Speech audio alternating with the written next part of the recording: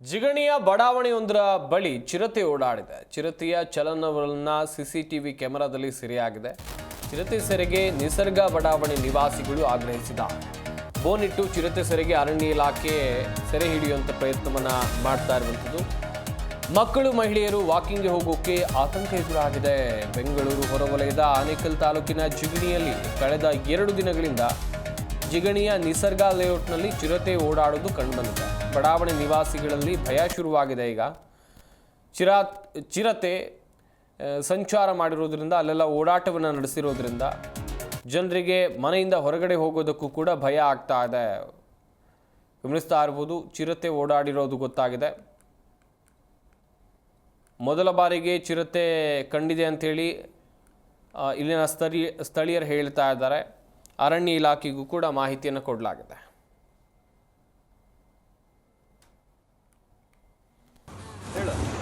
आप अंदर बैठे थे वो जाने के समय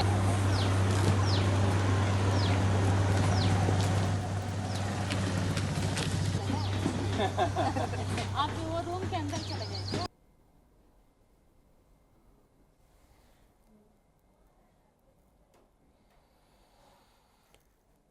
ಗಮನಿಸ್ತಾ ಇರಬಹುದು, ಜಿಗಣಿಯ ಬಡಾವಣೆಯಲ್ಲಿ ಚಿರತೆ ಓಡಾಟ ಕಂಡು ಬಂದಿದೆ. ಈಗ ನಿಸರ್ಗ ಬಡಾವಣೆ ಅಂತ ಏನು ಹೇಳ್ತಾ ಇದ್ದೀವಿ, ಜಿಗಣಿ ಸಮೀಪದಲ್ಲಿದೆ. ನಾವು ಈಗ ಇಲ್ಲಿ ಭಾಳ ಎಲ್ಲ ಜನ ಜಾಸ್ತಿ ಇದೆ, ಜನವಸತಿ ಪ್ರದೇಶ ಇದು ಪಕ್ಕದಲ್ಲೇ ಕಾಡು ಬೇರೆ ಇದೆ.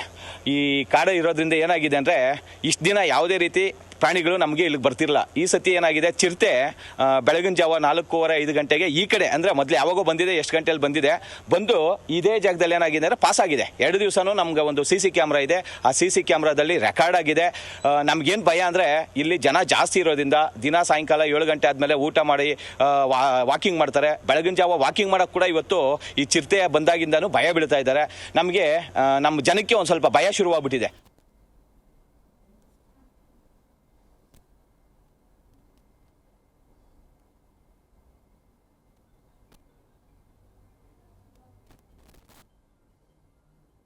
ಏನೂ ಆಗಿರಲಿಲ್ಲ.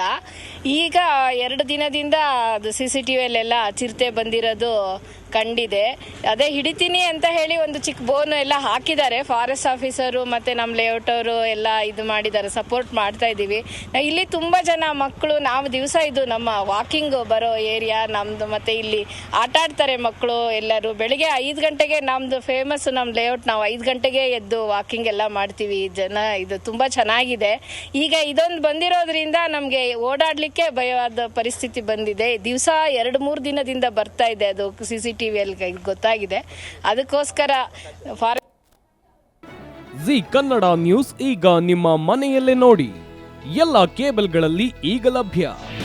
ನಿಮ್ಮ ನೆಚ್ಚಿನ ಜಿ ಕನ್ನಡ ನ್ಯೂಸ್ ಈಗ ಸನ್ ಡೈರೆಕ್ಟ್ ನಲ್ಲಿ number 292, Tata play number 1664, Jio TV number 1334, NXT digital number 30, in cable number 30, city networks 51, U digital number 162, GTPL number 17, Rockline telecommunications number 42, Shri Basaveshwara cable number 168, rural cable network 60, Vinayaka digital 57, Abhishek cable 821, city channel 53, Siddeshwara cable network 57, V4 digital Infotech 628, Surya digital networks 53, Gajanan digital number 836, Malnad Infotech Private Limited number